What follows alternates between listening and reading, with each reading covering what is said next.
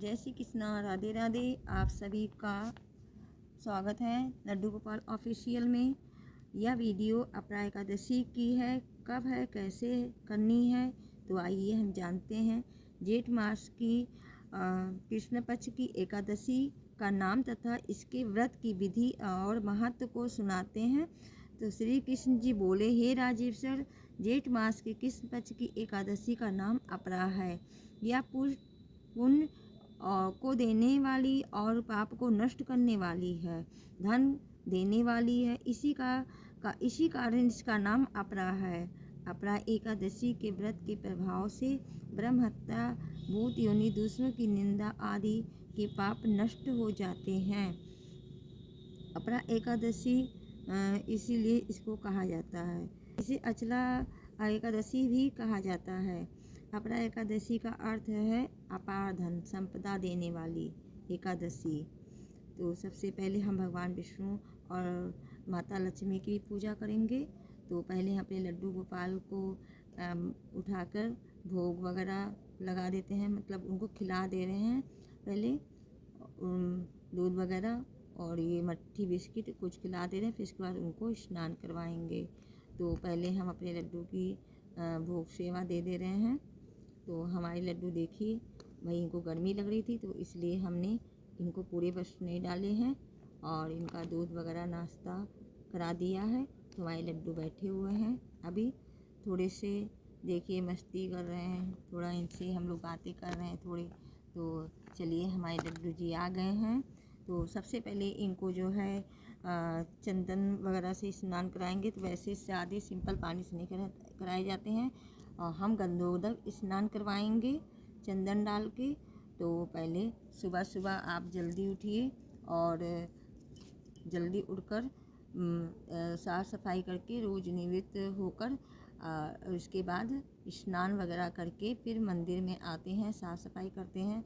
उसके बाद अपने लड्डू गोपाल को और भगवान श्री हरि विष्णु जी के और शालिग्राम सभी को मतलब स्नान करवाएंगे। तो हम चलिए अपने लड्डू को तो गंगोदक स्नान करवा चुके हैं। तो ये देखिए हमारे लड्डू तो तैयार हो गए हैं।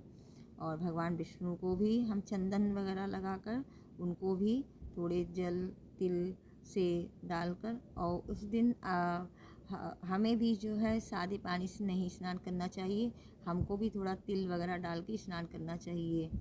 तो ये देखिए, चलिए हमारे लड्डू गोपाल तो हो गया है। अब इनको इत्र वगैरह लगा दे रहे हैं, वस्त्र पहना दे रहे हैं। तो गर्मी बहुत है तो इसलिए इनको हल्का वस्त्र पहनाएंगे जो घर में बनाए हैं। तो इनको हल्का वस्त्र डालेंगे अपने लड्डू को। हमारे लड्डू को तो यही मन है।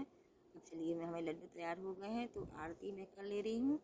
आरती वगैरह हो जा रहा। और ये देखिए अपने लड्डू के लिए हम गुंजा लाए थे, जिसको नज़र बट्टू कहते हैं। तो जिससे बच्चे की नज़र नहीं लगती है। तो हमारे लड्डू ने पहले वाली गिरा दी थी तो इसलिए दूसरी इनको पहनानी पड़ रही है। तो अपने लड्डू को हम ये पहनाएंगे, ठीक है।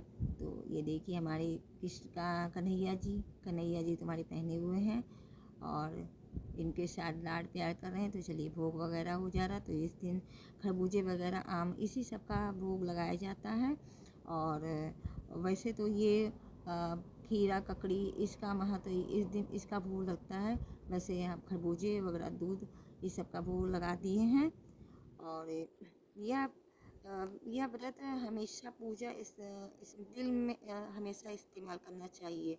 जितना हो सके हमें तिल का प्रयोग करना चाहिए, उससे कई अनंत युगों का पाप कट जाता है। इसलिए इस हमेशा जो है इस एकादशी के महत्व पर हमें ज़रूर उपयोग में हमेशा तिल लाना चाहिए। अखंड दीपक भी जलाना चाहिए।